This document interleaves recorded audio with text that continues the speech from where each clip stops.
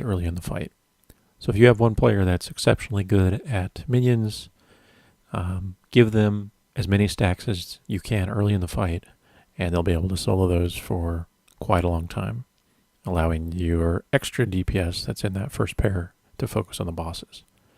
So hunters are exceptionally good at this role because they can snare every minion and do a lot of burst DPS at max range.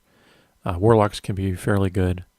They have to be a little more vigilant about keeping their dots up on both the boss and the minion, but they have a really good snare. The problem is eventually the minions will spawn faster than the snare cooldown.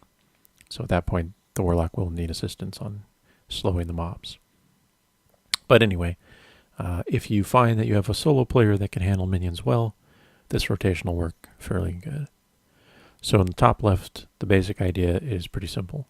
The first pair of players with that solo minion player stacks up to 6 in the initial set. So the first 6 minions they get. Then the second pair goes up to 7. Third pair goes up to 8. And then the final tank pair, with your tank in it, goes up to 9 if there's time.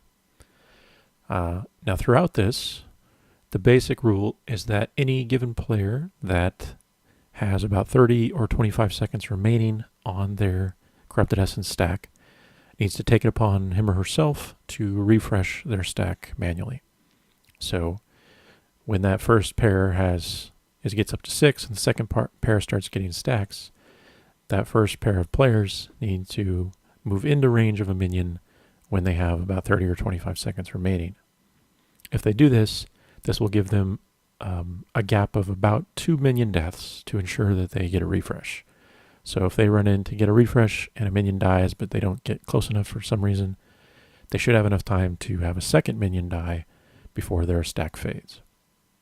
So try to keep that buffer for players to refresh so you're